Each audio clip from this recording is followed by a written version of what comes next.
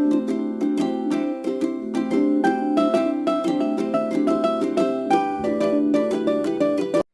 Everyone, welcome back to biology classes. मैं हूँ ऋचा श्रीवास्तव। मैं आपका क्लास 9th का बायोलॉजी के चैप्टर्स कंप्लीट कर रही हूँ, जिसमें मैंने आपके 2 चैप्टर्स कंप्लीट कर दिए हैं। ये आपका 3rd चैप्टर चल रहा है, डाइवर्सिटी लिविंग ऑर्गेनिज्म। और डाइवर्सिटी में भी आपके जो 5 किंगडम थे, वो उसमें से 4 किंगडम जो है वो कंप्लीट हो चुका है। Kingdom Monera, protista, fungi, Plantae, ये 4 किंगडम आपका कंप्लीट हो चुका है। प्लांटी में को भी और डिवीजन में डिवाइड किया गया था, जो कि मैंने कंप्लीट कर दिया है। 5 के डिवीजन भी थे उसमें, जिसमें था थैलोफ्राइटा, ब्रायोफाइटा, टेटोफाइटा, जिम्नोस्पर्म और एंजियोस्पर्म। ये सारी चीजें आपकी कंप्लीट हो चुकी हैं। आज का जो टॉपिक है आपका वो है किंगडम एनिमलिया। ये लास्ट टॉपिक है, लास्ट जो किंगडम है वो आपको पढ़ना है। तो चलिए स्टार्ट करते हैं किंगडम एनिमलिया के बारे में। किंगडम एनिमलिया होता क्या है? एनिमलिया से आपको पता चल रहा होगा, इसमें हम किसकी स्टडी करेंगे?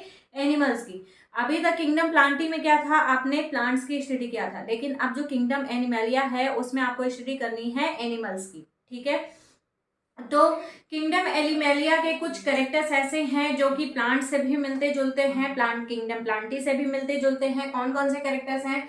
सबसे पहला जो कैरेक्टर है, यहाँ मैंने वो नहीं लिखा है, वो आपको बहुत कॉमन सा है, वो मैं आपको ऐसे ही बताती हूँ। जो किंगडम एनिमलिया है उसमें पहला कैरेक्टर क्या है कि ये यूकैरियोट्स होते हैं। ये आप स्टार्टिंग से ही पढ़ते आ रहे हैं। किंगडम मोनेरा केवल ऐसे थे जो कि यूनिसेलुलर थे और प्रोकैरियोट्स थे, लेकिन बाकी के जितने भी हैं अब उनमें प्रोकैरियोट से डेवलपमेंट किसका हो गया था? यूकैरियोट्स का। ठीक है, तो अब ये इनका जो किंगडम एनिमलिया का जो पहला कैरेक्टर है वो क्या है कि ये यूकैरियोटिक होते हैं। नेक्स्ट कैरेक्टर क्या है कि ये ऑटोट्रॉपिक नहीं होते हैं ज्यादातर, मोस्टली जो ऐसे होते हैं मोस्टली, या ये कह सकते हैं कि 99% ऑर्गेनिज्म इसके ऐसे हैं जो कि हिट्रोट्रॉपिक नेचर के होते हैं, मतलब ये दूसरे पर डिपेंडेंट होते हैं। ठीक है, ये मल्टी सेलुलर होते हैं, यानी कि इनकी बॉडी कई सेल से बनी होती है, इसीलिए इन्हें मल्टी सेलुलर बोला जाता है।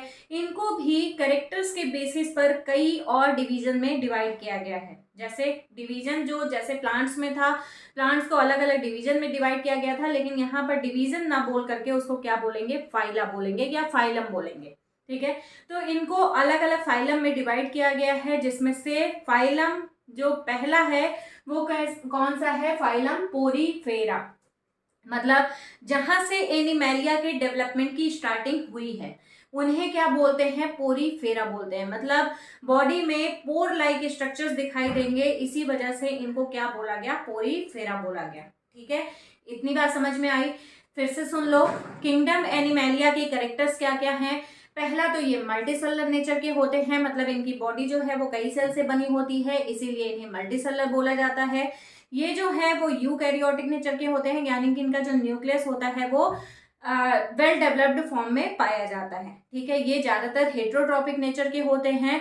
और इनके कैरेक्टर्स, क्योंकि इनमें बहुत सारे कैरेक्टर्स अलग अलग दिखाई दे रहे थे, तो साइंटिस्ट लोगों ने इन्हें भी अलग डिवीजन में डिवाइड किया, जैसे प्लांट्स को किया था, यानी कि प्लांटी किंगडम को किया था, सेम उसी तरीके से एनिमलिया को भी अलग अलग डिवीजन में डिवाइड किया।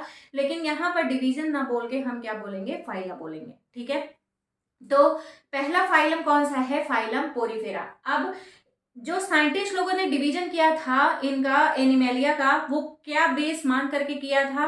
तो सबसे पहला जो बेस था कि इनमें कौन से लेवल ऑफ ऑर्गेनाइजेशन प्रेजेंट होते हैं। तो लेवल ऑफ ऑर्गेनाइजेशन पहला बेस हो गया। ठीक है, पहला बेस यहां मैं छोटा सा लिखती हूँ, लेवल ऑफ ऑर्गेनाइजेशन पहला क्या हो गया?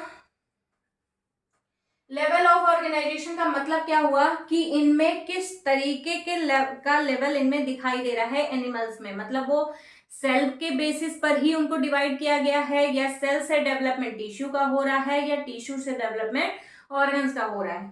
तो अगर केवल बॉडी उनकी सेल से ही मिलकर के बनी हुई है तो उसे क्या बोला गया? सेलुलर लेवल ऑफ ऑर्गेनाइजेशन बोला गया। ठीक है, सेकेंड क्या था? टिश्यू लेवल ऑफ ऑर्गेनाइजेशन, और थर्ड क्या था? Organ level of organisation. अब आप सोच सकते हैं ये खुद से ही कि डेवलपमेंट के बेसिस पर हम सबसे पहले सेलुलर लेवल ऑफ ऑर्गेनाइजेशन पढ़ेंगे। उसके बाद फिर सेल से क्योंकि टिश्यू बनता है तो हम टिश्यू लेवल ऑफ ऑर्गेनाइजेशन पढ़ेंगे, और फिर टिश्यू से ऑर्गन बनता है तो हम ऑर्गन लेवल ऑफ ऑर्गेनाइजेशन पढ़ेंगे। ठीक है, तो अब देखते हैं सबसे पहले इनमें लार्वल स्टेजेस पाई जाती हैं, मतलब इनमें जो डेवलपमेंट होता है यानी कि जो रिप्रोडक्शन हो रहा है, रिप्रोडक्शन के बाद इनमें किस चीज का फॉर्मेशन होता है, लार्वा का। ठीक है, तो इसीलिए इससे इनमें जो डेवलपमेंट हुआ लार्वा का, तो ये लार्वल स्टेजेस पर प्रेजेंट होते हैं। ठीक है, फिर उसके बाद इन्हें कॉमनली स्पॉन्जेस के नाम से जाना जाता है। पोरीफेरा को आप स्पॉन्जेस भी कह सकते हैं या इसे फाइलम स्पॉन्जेस भी कहा जा सकता है, लेकिन क्योंकि साइंटिफिक नेम इसका पोरीफेरा है, क्योंकि इनकी बॉडी पोर लाइक होती है, इसीलिए क्या बोला गया, इन्हें पोरीफेरा बोला गया। वैसे अगर कॉमन नेम इनका देखा जाए तो इन्हें हम स्पॉन्जेस भी कह सकते हैं। ठीक है, स्पंज लाइक बॉडी इनकी होती है, आपने स्पंज देखा होगा, वो छूने पे आसानी से दब जाता है, तो सेम वही चीज इनके साथ भी है। इनकी बॉडी स्पंज लाइक होती है, मतलब वो आसानी से फ्लक्चुएट होती रहती है, या मूवमेंट इनमें आसानी से होता रहता है। ठीक है, ज्यादातर ये कैसे होते हैं, ज्यादातर या ऐसा कह सकते हैं कि ये मैराइन नेचर के ही होते हैं। मैराइन नेचर का मतलब क्या हुआ कि ये ज्यादातर वाटर बॉडी में ही प्रेजेंट होते हैं। ठीक है, मैरीन वाटर बॉडी में ही ये प्रेजेंट होते हैं, और इनकी बॉडी जो होती है वो एसिमेट्रिकल होती है। तो दूसरा जो करेक्टर देख करके साइंटिस्ट ने डिवाइड किया था वो क्या था, सिमेट्री के बेसिस पर। पहला क्या था, लेवल ऑफ ऑर्गेनाइजेशन के बेसिस पर कि इनमें कौन सा लेवल ऑफ ऑर्गेनाइजेशन पाया जा रहा है। तो क्योंकि ये एनिमेलिया में पहला किंगडम है या पहला फाइलम है, तो इसीलिए इनमें सेलुलर लेवल ऑफ ऑर्गेनाइजेशन ही दिखाई देगा, क्योंकि अभी इनका डेवलपमेंट नहीं हुआ है। तो सेलुलर लेवल ऑफ ऑर्गेनाइजेशन पहला करेक्टर हो गया। दूसरा करेक्टर क्या हो गया कि दूसरा क्या क्लासिफिकेशन का बेस माना गया, सिमेट्री, मतलब इनकी बॉडी कैसी है, इरेगुलर शेप की है या रेगुलर शेप की है। तो अगर रेगुलर शेप की है तो इनकी बॉडी को सिमेट्रिकल बोला जाएगा, लेकिन यहाँ पर देखिए इसका स्ट्रक्चर भी बना हुआ है, यहाँ पर कोई भी रेगुलर शेप आपको नहीं दिखाई दे रहा है, तो इसका मतलब क्या हुआ कि ये एसिमेट्रिकल शेप के होंगे। लेकिन अगर सिमेट्रिकल की बात की जाए तो सिमेट्रिकल दो तरीके का होता है। एक होता है सिमेट्री, दो तरीके की होती है, एक होती है रेडियल सिमेट्री और दूसरी होती है बाइलैटरल सिमेट्री। ठीक है, रेडियल सिमेट्री का मतलब क्या हुआ कि जब इस बॉडी को कट किया जाएगा, किसी भी ऑर्गेनिज्म की बॉडी में अगर रेडियल सिमेट्री पाई जा रही है तो उनकी बॉडी को कट करने पर हर पार्ट सेंट्रल एक्सिस से होके जाएगा। जैसे मान लो ये स्टारफिश है, ठीक है, अब इसको जब हम कट करेंगे तो एवरी पार्ट कहां से होकर के जा रहा है, इस सेंट्रल एक्सिस से होकर के जा रहा है। ठीक है, तो जब भी सेंट्रल एक्सिस से होकर के कोई भी पार्ट जाएगा तो वो सिमेट्री कौन सी कहलाएगी, रेडियल सिमेट्री। ठीक है, लेकिन वही बात अगर की जाए बाइलैटरल की, तो बाइलैटरल का मतलब क्या हुआ, लैटरली डिवाइड करने पर वो दो भागों में डिवाइड हो जाए, एक पार्ट होगा लेफ्ट और दूसरा पार्ट होगा क्या, राइट। ठीक है, तो लेफ्ट और राइट दो ही पार्ट में जब डिवाइड हो बाइलैटरल, बाइलैटरल का मतलब लैटरली डिवाइड करने पर, ठीक है, वो दो भागों में ही डिवाइड हो तो उसे क्या बोलेंगे, बाइलैटरल सिमेट्री बोला जाएगा। लेकिन यहाँ पर कोई भी सिमेट्री दिखाई नहीं दे रही है तो इसे क्या बोलेंगे, एसिमेट्रिकल बोला जाता है। ठीक है, फिर इनमें बॉडी में कैविटी किस तरीके से प्रेजेंट है उसके बेसिस पर भी डिवाइड किया गया इनको। अगर कैविटी प्रेजेंट है तो उस कैविटी को क्या बोलते हैं, हम सीलोम बोला जाता है। ठीक है, क्या बोलते हैं, सीलोम। तो यहाँ पर क्योंकि बॉडी कैविटी प्रेजेंट है, ये देखो ये पूरी कैविटी ही है बॉडी की, तो इसीलिए इसे क्या बोला गया, स्पॉन्जोसील बोला गया। ठीक है, सील का मतलब होता है कैविटी और स्पॉन्जेस में कैविटी पाई जा रही है, इसीलिए इसे क्या बोला गया, स्पॉन्जोसील बोला गया। ठीक है, तो नेक्स्ट क्या कैरेक्टर हो गया कि इनमें बॉडी कैविटी प्रेजेंट होती है जिसे हम क्या बोलते हैं, स्पॉन्जोसील बोलते हैं। नेक्स्ट ये है, इनमें वाटर कैनाल सिस्टम पाया जाता है। अगर वाटर एंट्री कर रहा है तो उसे बाहर भी निकलना चाहिए।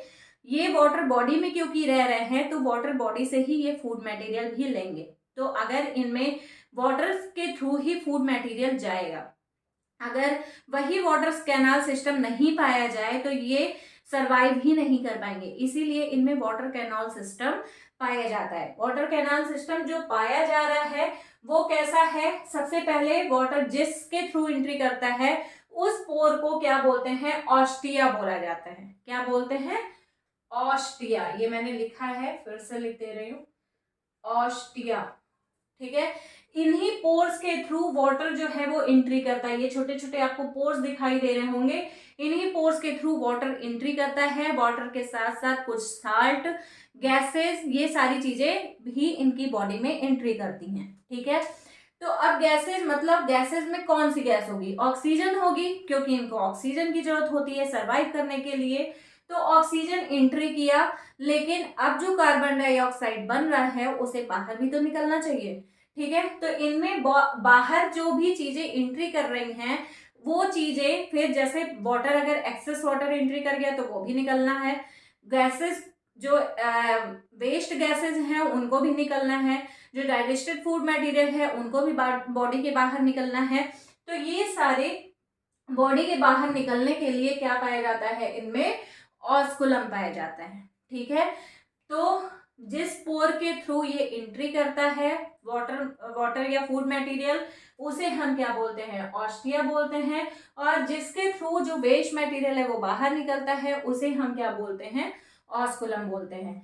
इनकी बॉडी ससाइल होती है, मतलब इनमें मूवमेंट नहीं पाया जाता है।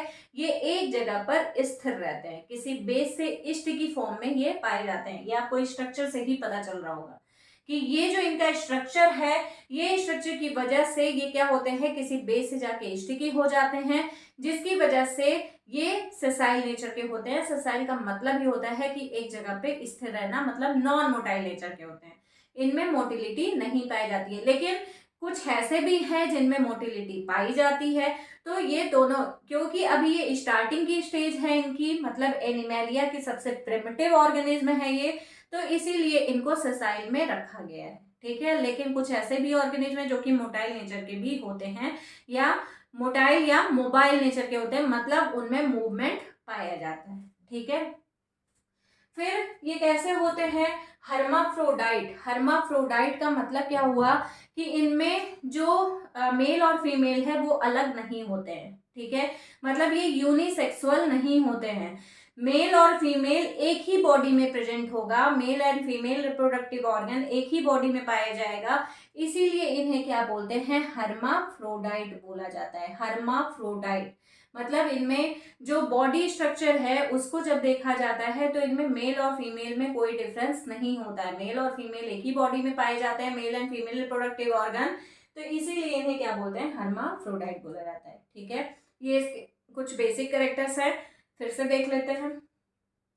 इनमें लार्वल स्टेज पाई जाती है। सबसे पहले जो बेस मान करके इनको डिवाइड किया गया था उसको देख लेते हैं कि इनमें लेवल ऑफ ऑर्गेनाइजेशन कौन सा है? तो सेलुलर लेवल ऑफ ऑर्गेनाइजेशन, मतलब इनमें टिश्यू का फॉर्मेशन नहीं होता है। ठीक है, केवल सेल का ही फॉर्मेशन होता है। दूसरा कैरेक्टर क्या हो गया कि सिमेट्री के बेसिस पर भी ऑर्गेनिज्म को डिवाइड किया गया। तो सिमेट्री कौन सी है? इनमें कोई सिमेट्री नहीं पाई जाती, क्योंकि अगर इनका स्ट्रक्चर देखा जाए या इनके किसी भी स्पीसीज का स्ट्रक्चर देखा जाए तो उनके स्ट्रक्चर में क्या होता है? ये इरेगुलर शेप के ही दिखाई देते हैं, मतलब इनको कट करने पे ये बराबर भाग में डिवाइड नहीं होंगे, इसीलिए इनको क्या बोला गया? एसिमेट्रिकल बोला गया। ठीक है, फिर इनमें ये कैसे होते हैं? ज्यादातर वाटर बॉडी में ही पाए जाते हैं, मैक्सिमम वाटर बॉडी में प्रेजेंट होने की वजह से ये मैराइन एनिमल्स कहलाते हैं, मैरीन एनिमल्स।